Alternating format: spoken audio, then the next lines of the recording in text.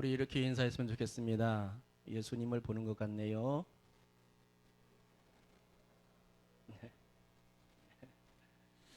네, 예수님을 보는 것 같죠. 모두 다 예수님입니다. 사실은요. 예수님 보는 것처럼 작은 자를 귀히 여길 수 있는 여러분 될 수 있기 바랍니다. 예수님을 대하듯 사랑으로 섬겨야 되겠죠. 어떤 장로님이 천국에 가셨다고 합니다. 천국에 가서 이제 입국 수속을 다 마치고 나니까 예수님께서 마침 기다리고 계셨습니다.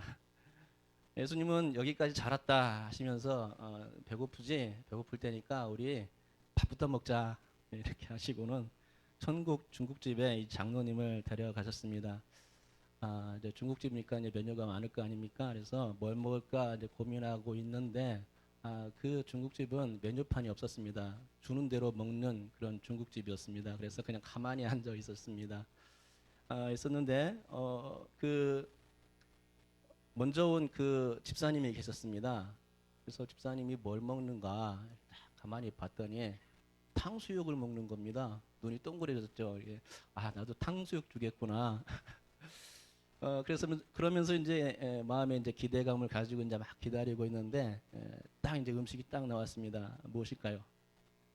짜장면이었습니다. 세상에서 내가 이렇게 예수님께 봉사도 많이 하고 교회에서 헌신도 많이 하고 담임 목사님도 잘 섬겼는데 이게 웬 짜장면 집사님보다 못한 이게 음식이 나온 겁니다. 그래서 푸념을 했죠. 주님 왜 이렇게 저는 이렇게 짜장면을 주셨습니까? 세상에서 이렇게 많이 헌신하지 않았습니까? 라고 이제 따졌습니다. 그랬더니 주님께서 무엇라고 하신지 아십니까? 주는 대로 먹기라 해라. 이제 담임 목사는 짜장면 배달 나갔다. 여러분 이 땅에서 근심 걱정이 많으십니까? 천국에서는 장로님들이 탕수육이 아닌 짜장면을 먹는 것에 여러분 위로를 받기 바랍니다. 진짜 정말로 죽을 것 같습니까? 그러면은 이 천국에서는 목사님께서 짜장면을 배달한다는 것에 위로를 받을 수 있기 바랍니다. 우스갯소리 같겠지만 정말로 우리가 천국에 가면 이 세상에서는 결코 받지 못했던 큰 위로가 기다릴 것이라는 사실이지요. 그래서 천국에 갈 기대를 우리가 하면서 사는 것입니다. 하나님이 그곳에 가면 정말로 위로해 주시겠지 하는 마음이 드는 것이죠. 하지만 이 땅에 살더라도 천국에 가지 않았더라도 여전히 이 땅에서 하나님께서 은혜를 베풀어 주십니다. 이 땅을 살아가는 모든 성도들에게 여전히 존재하는 하나님이 계시고 그 자비 하나님, 그 하나님의 위로가 베풀어지는 것이죠. 우리는 이 자비의 하나님 그리고 하나님의 그 넉넉한 위로가 있기 때문에 이 땅을 힘들지만 그래도 버텨낼 수 있는 줄 믿습니다. 여러분 혹시 프리허그를 들어보거나 그것을 혹시 해본 경험이 있으십니까? 해보셨어요? 아니에요. 남다르겠네요. 그 기분 저도 한번 느껴보고 싶은데요. 프리허그는 프리허그닷컴의 설립자인 제이슨 헌터에 의해서 2001년 최초로 시작되었고 대한민국에서는 2006년 후안만이라는 호주인의 그 인터넷 동영상에 의해서 본격적으로 확산되기 시작했다고 합니다. 호주인의 인터넷 동영상에 의해서 본격적으로 이제 확산되어서 이제 우리나라도 보급되었는데요. 이 설립자인 제이슨 헌터는 어머니가 죽으면서 가르쳐 줬던 그 유언에 따라서 이 일을 하게 되었습니다. 어머니는 이렇게 말씀하셨죠. 그들이 중요한 사람이란 걸 모든 사람이 알게 하자라는 그런 말씀을 하셨던 것입니다. 거기서 영감을 받았는데요. 이 프리허그는 영어로 프리허그 뭐 이렇게 쓰고 그 쓰인 피켓을 들고 다니면서 포옹을 원하는 사람들을 안아주는 것입니다. 다른 이유도 없습니다. 그냥 안아주는 일이죠. 물론 우리는 피켓에 한국어로 이렇게 쓸 수도 있겠죠. 안아드립니다. 이렇게. 프리허그의 그 예를 찾아보니까 한국 대학생의 아주 좋은 예를 발견할 수 있었습니다. 한국 대학생인 윤수연 씨의 이야기입니다. 저는 윤수연 씨가 일본 교토에서 프리허그를 하는 모습을 유튜브 동영상을 통해서 확인할 수 있었는데요.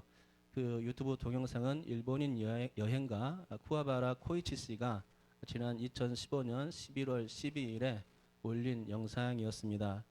조회수를 보니까 113만 9,700여 건 정도 올라가 있는 것을 볼 수 있었습니다. 많은 사람들이 관심이 있었던 것이죠. 여러분, 윤수현 씨가 프리허그를 하던 2015년은 한일 관계가 몇 년간씩이나 아주 안 좋던 시대, 그 냉각되었던 시기였습니다. 냉각의 이유로는 이런 여러 가지가 있겠지만 역사 왜곡, 독도 소유권 주장, 위안부 문제 등 다양했죠. 그런데 이런 시점에서 일본 교토에 가서 아주 용감하게 이 프리허그를 거기서 하게 된 것입니다. 프리허그를 할 때에 그 일본인들 반응을 보면 정말로 흥미로운데요. 직접 여러분께서 영상을 보시면 더 실감 날 것입니다. 윤수현 씨는 프리허그를 할 때 한복을 입고 했죠. 했는데 일본 사회의 한복판에서 한복을 입고 한다는 그 자체는 일본인들에게 그다지 유쾌한 일은 아니었을 것입니다. 특별히 그 당시에 한일 감정이 좋지 않은 시기였고 그 당일에는 반한 시위까지 있었기 때문이죠. 그러나 윤수현 씨는 당당하게 한복을 입고 사람들이 많이 다니는 길거리로 용감하게 나섰습니다. 피켓에서는 이렇게 쓰여 있었습니다. 나는 한국인입니다. 오늘 이곳에선 반한 시위를 하고 있습니다. 하지만 나는 당신을 믿습니다. 함께 안아 보실래요? 라는 글씨가 아주 선명하게 적혀 있었다고 합니다. 과연 일본인들이 관심을 갖게 되었을까요? 예, 처음에는 호기심 반, 무관심 반, 뭐 이렇게 옆에서 뭐 지켜보는 사람들도 있고, 저 여자 뭐 나와서 뭐 하는 거야라는 생각을 가진 사람들도 있었습니다. 그래서 많은 사람들이 스쳐 지나갔고 그녀는 너무나도 외로워 보였습니다. 그러던 중 한 젊은 여성이 활짝 웃으며 이제 그녀에게 포옹하는 순간 이 윤수현 씨의 그 눈에서는 눈물이 왈칵 쏟아졌습니다. 한 여성의 시작으로 해서 이어 수많은 사람들이 한 명씩 다가와서 그녀를 포옹하기 시작했습니다. 남녀노소 가릴 것도 없었습니다. 포옹이 별것 아닌 것 같아도 이 생면부지의 사람이 서로를 안아준다는 것이 이처럼 아름다운가 라는 것을 통해서 이 영상을 통해서 그것을 확인할 수 있었습니다. 포옹을 해주는 윤수현 씨나 포옹하러 온 일본인들조차도 모두가 감동에 벅차서 서로 얼싸안았고 또 기분 좋게 헤어졌습니다. 한일 감정을 이렇게도 풀 수 있겠구나 하는 생각까지 들 정도였습니다. 이렇게만 하여서 한일 관계가 풀리면 얼마나 좋을까라는 생각도 들었습니다. 조금만 용기를 내면 이처럼 서로 위로를 받을 수 있구나 라는 생각이 들었던 것입니다.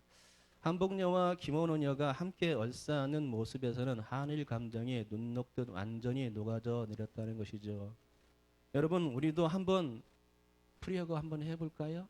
옆 사람하고. 예, 하는 사람이 있긴 하네요. 그죠? 예, 예.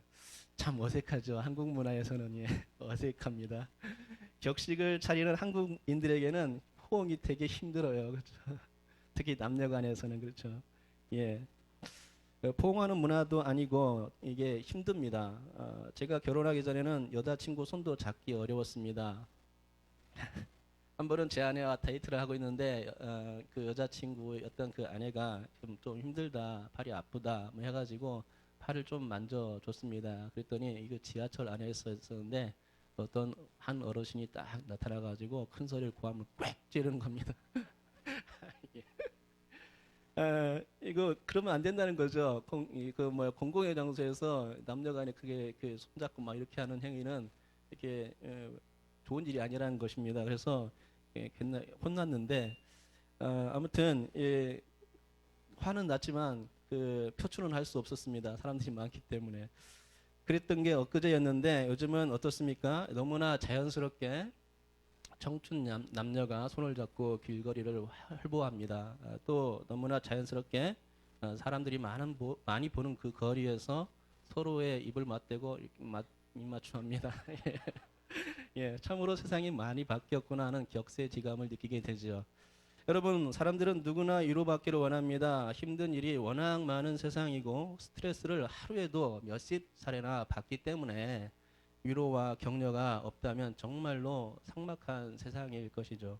위로, 격려, 공감, 배려 등의 단어는 그래서 필요한 것입니다.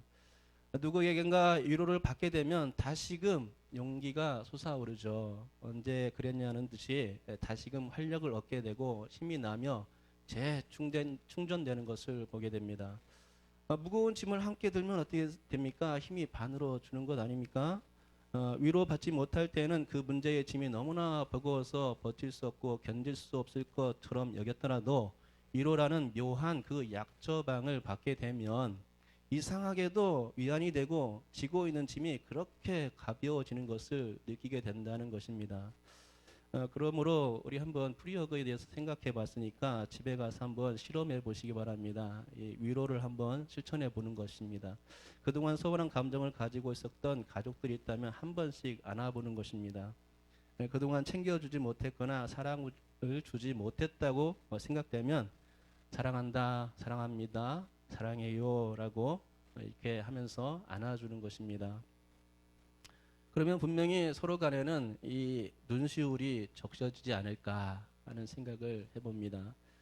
그동안 서운했던 감정들이나 그 생각들이 왈칵 이제 눈물로 쏟아지는 것이죠. 이런 눈물이 없더라도 가족 간의 사랑을 다시 한번 되새기는 그런 귀한 시간이 되어주지 않을까요? 한번 실천해 보시기 바랍니다. 뭔가 달라지는 게 있을 것입니다. 오늘 고린도 교인들에게 편지하고 있는 바울도 사실은 위로가 필요했습니다. 위로가 많이 필요했기에 3절부터 11절 사이에는 위로라는 이 단어가 아주 많이 나오고 있는 것을 봅니다.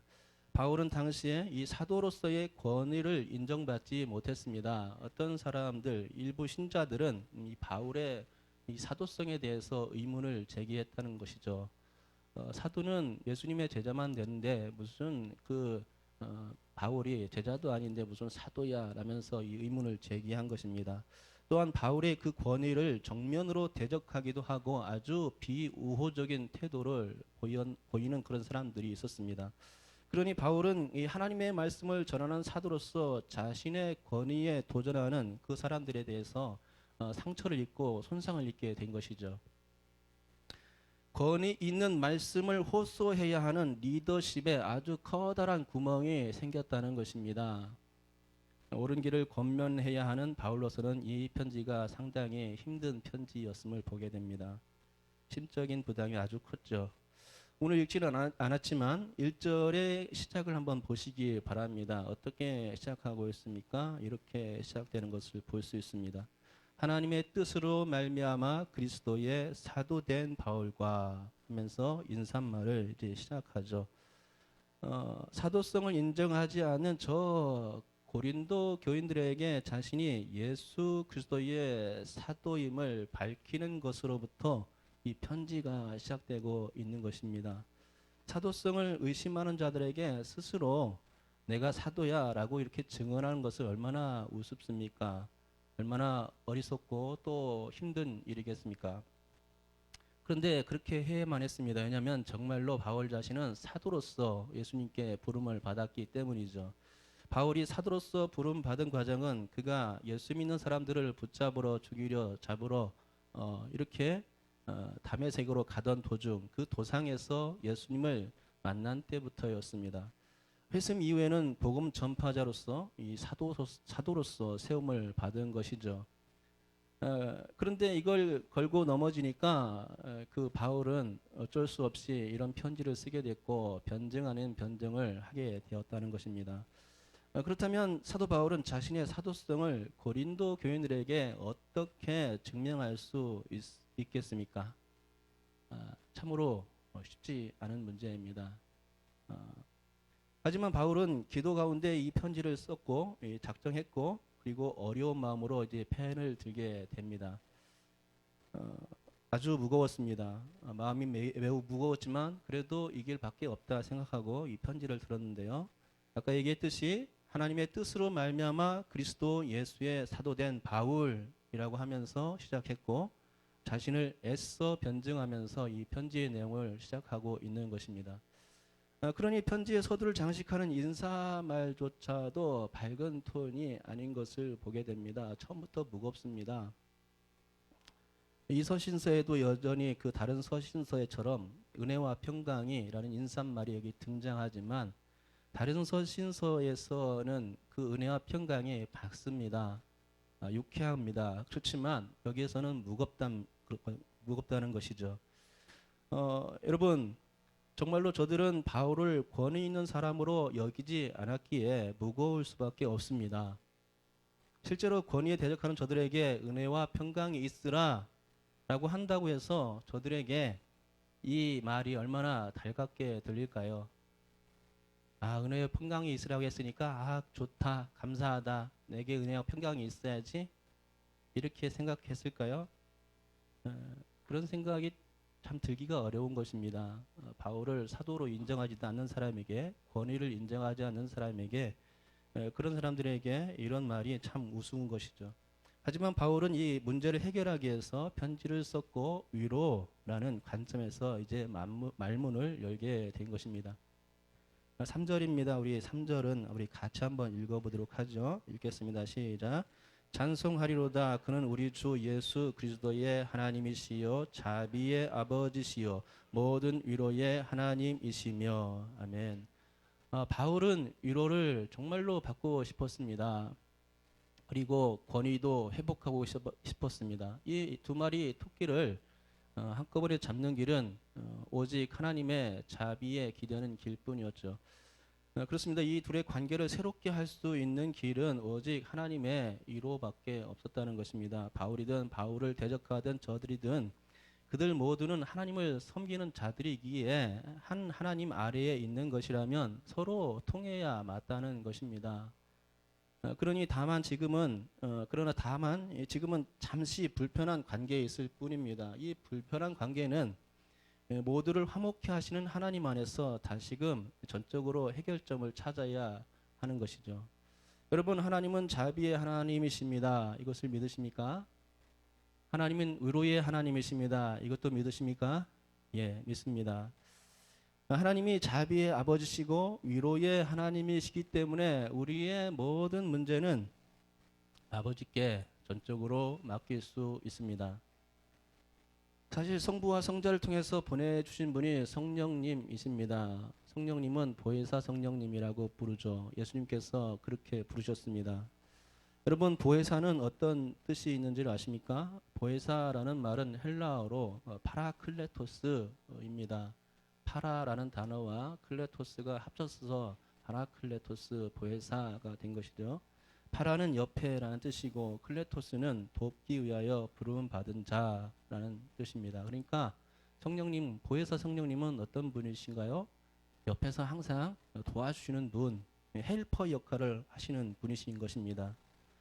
우리 성도들이 연약하고 힘들어하고 부족하고 나약하고 넘어지려고 할 때 그때에 우리를 향해서 붙들어 주시는 분, 옆에 계시면서 우리를 붙들어 주신 분, 다시 일으켜 주시는 분, 그분이 바로 보혜사 성령님이신 것입니다. 온전한 헬퍼 역할을 해주시는 분이 성령님이신데요. 그래서 이 성령님이 위로자가 되어주시고 상담자가 되어주시고 보호자가 되어주시고 변호자가 되어주신다는 말입니다. 그러니 우리는 이 성령님의 그 은혜를 받기 때문에, 지원을 받기 때문에 항상 감사할 수 있고 위기 가운데서도 벗어날 수 있는 줄 믿습니다. 얼마나 감사한 일입니까? 하나님은 우리의 연약함을 도우시는 참 좋은 성령님을 우리 옆에 보내주셔서 지금도 어려움에 직면한 그 모든 성도들을 위로해 주시고 건져 주시고 구원해 주시는 걸 믿습니다.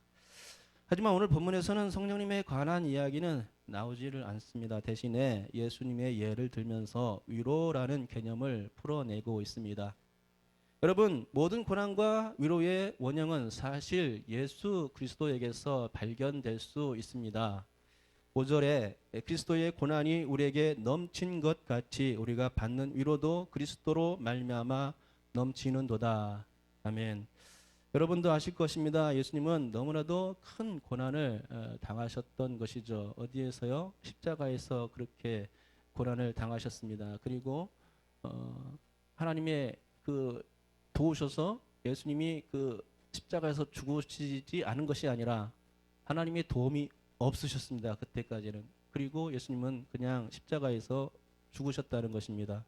아무도 예수님을 도울 사람이 없었고 하나님조차도 돕지를 않았다는 것입니다.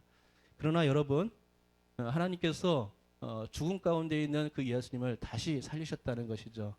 예. 그래서 그 원형이신 그 위로의 원형이신 그 예수님을 생각할 때에 우리도 하나님이 보내주실 수 있어라고 생각할 수가 있는 것이죠. 그래서 위로받게 됩니다. 여러분 지난 한 주간에 장례를 치렀는데 여기 이제 가족들이 왔습니다. 장례 예배를 드려야 했는데 사실 이렇게 장례를 당한 가족들은 얼마나 슬픈지 모릅니다. 참으로 말할 수 없는 슬픔이 그 가족들에게 임합니다. 이제는 다시 만날 수 없다는 그 생각 때문에 마음이 너무나 허물어지는 것이죠. 사실 저는 교육자 사역을 하면서 3번 정도는 정말로 슬픈 그런 장례를 3번 정도 이렇게 맞았는데요.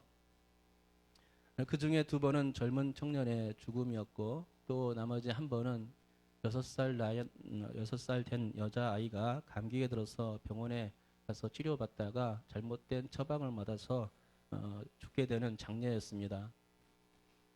여러분 이런 장례가 났을 때에 그 부모를 어떻게 위로해 줄 수 있을까요?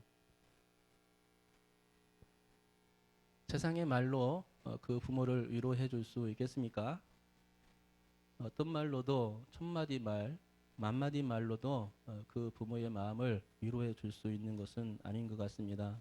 이미 자식은 죽었고 또 다시 살릴 수 있는 것도 아니고 또 부모의 가슴에는 이미 멍자국이 새겨졌기 때문입니다.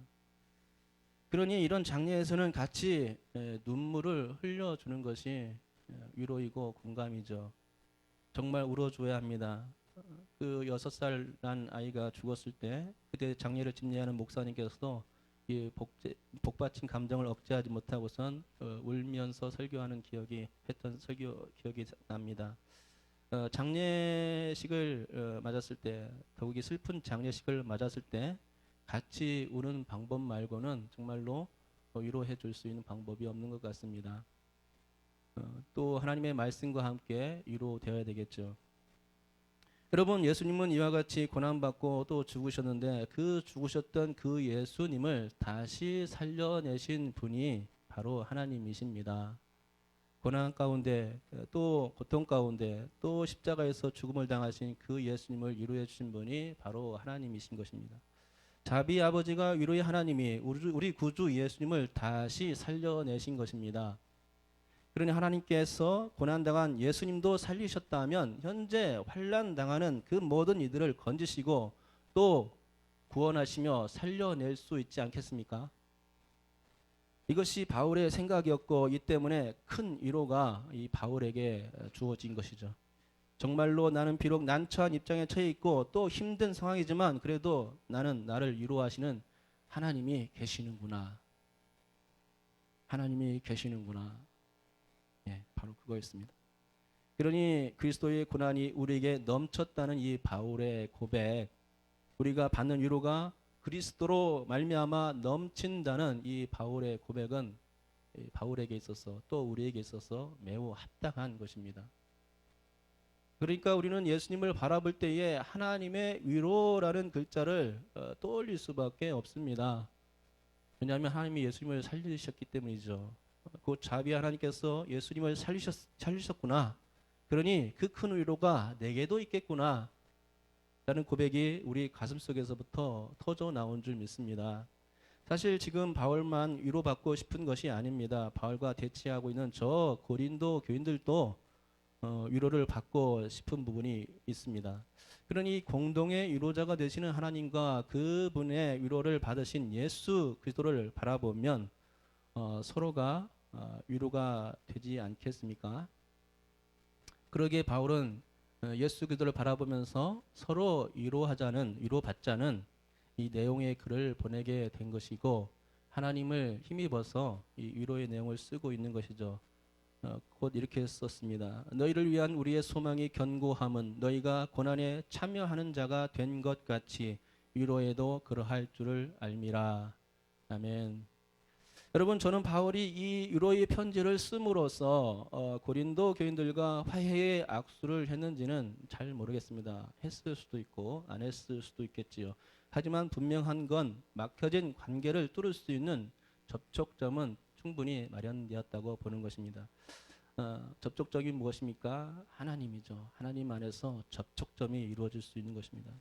하나님 안에서 문제 해결이 될 수 있는 것이죠. 하나님 안에서 관계 회복이 이루어질 수 있는 것입니다.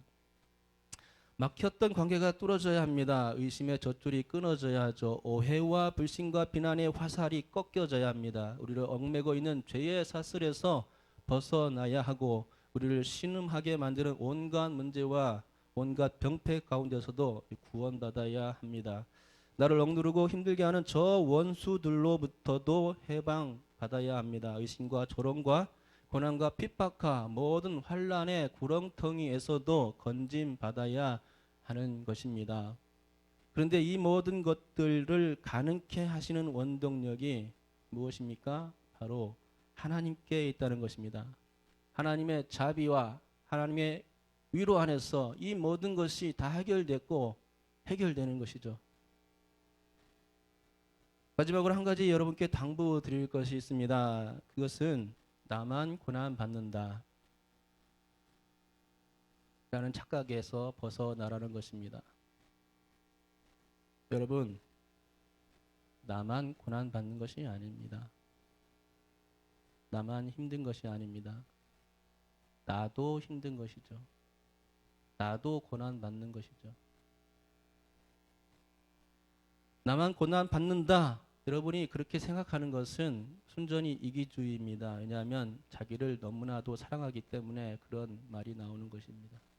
잘 생각해 보시기 바랍니다. 옆집에 사는 청주택은 항상 깔깔대고 웃고 다니는 것처럼 보여도 알게 모르게 힘든 구석이 있더라는 것입니다. 내 직장 상사인 김 과장은 맨날 떵떵거리며 나에게 큰 소리 치지만 그 사람의 뒷면을 보면 의외로 약한 부분이 있고 도와줄 부분이 있더라는 것입니다. 내 친구 철수는 그렇게 칭찬도 많이 받고 공부도 잘하고 운동이며 못하는 것이 하나도 없습니다. 그런데 사춘기가 되니 그렇게 고민하는 게 많더라는 것이죠. 알게 모르게 크고 작은 고민거리, 또 문제들, 고난들 이런 것들이 사람들을 괴롭히고 있습니다. 그러니 근심 없는 사람이 없고 문제 없는 사람이 없으며 고난 당하지 않는 사람은 이 땅에 한 사람도 없습니다. 나만 고난 받는 게 아니죠. 다 고난 받고 나도 고난 받습니다. 그러니 서로에게 위로받을 수 있는 것이죠. 네가 그런 고난 당했니? 아, 나도 고난 당했는데 나는 이렇게 고난 당했어. 그런데 하나님이 이렇게 도와주셨어. 라고 그렇게 말할 수 있다는 것이죠. 여러분도 그렇게 될 수 있기 바랍니다. 내 고난 때문에 다른 사람을 위로할 수 있는 것입니다. 그렇죠? 너도 고난 받았니? 나도 고난 받았다. 너도 위로 받았니? 나도 위로 받았어. 하면서 동질감을 느끼게 되는 것입니다. 여러분, 우리에게는 위로하시는 하나님이 계십니다. 그렇기 때문에 감사할 수밖에 없습니다. 오늘 본문이 하나님께 대한 찬송으로 시작해서 이 감사로 끝나는 것은 그래서죠. 바울은 위로의 하나님이 계시기에 너무나도 고마웠던 것입니다. 여러분, 여러 가지 문제에 직면해 정말로 위로를 받고 싶은 분들이 있습니까? 바로 그런 분들이 있다면 정말로 참된 위로를 주실 수 있는 우리 하나님께 기대시기를 축복합니다. 사실 믿음의 선진들은 다 그렇게 하나님께 기대는 삶을 살았습니다. 어려운 고비를 견뎌낼 수 있었던 것은 순전히 이 하나님의 위로 때문이었던 것을 보게 됩니다. 성경 인물들을 한번 살펴보시기 바랍니다. 그렇게 위대한 선지자였던 엘리야도 힘들 때가 있었습니다. 하늘을 죽지 않고 승천해서 하늘로 올라간 사람이 엘리야 아닙니까? 그렇게 대단한 일을 했던 사람인데, 그리고 대단한 능력들을 행사했던 사람인데, 그런 사람도 힘들 때가 있었다는 것입니다. 이세벨이 자기를 죽이려 하자 도망치면서 로뎀 나무 아래에서 하나님께 내 생명을 거두어 달라고 죽기를 구했던 것이 바로 엘리야 아닙니까? 엘리야만 그렇겠습니까? 예레미야도 자신의 생일을 저주할 때가 있었고, 욥도 정말로 죽고 싶었던 그 고난의 기간이 있었습니다. 가족들, 사랑하는 딸들, 재산들 다 모두 날라갔지요.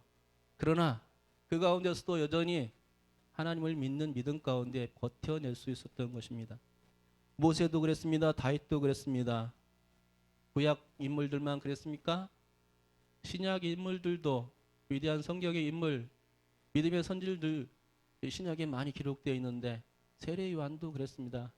감옥에 갇혔죠. 거기 잘려 순교했습니다. 사도 바울도 그랬습니다. 여러 번 고통 가운데 있고 죽을 고비를 넘겼죠. 또 오늘은 사도성 문제 때문에 시험을 받고 있죠. 예수님의 제자들은 다 순교자로 죽어갔습니다. 여러분, 고난받지 않는 사람이 어디 있습니까? 다 고난받습니다. 나만 고난받는 게 아닙니다. 나도 고난받죠. 그러나 우리는 여전히 소망이 있습니다. 왜냐하면 우리 옆에 계신 성령님이 계시고 나를 위해 기도해 주시는 예수님이 계시고 끝까지 나를 위로하시고 완전한 가운데 세우실 하나님이 계시기 때문입니다.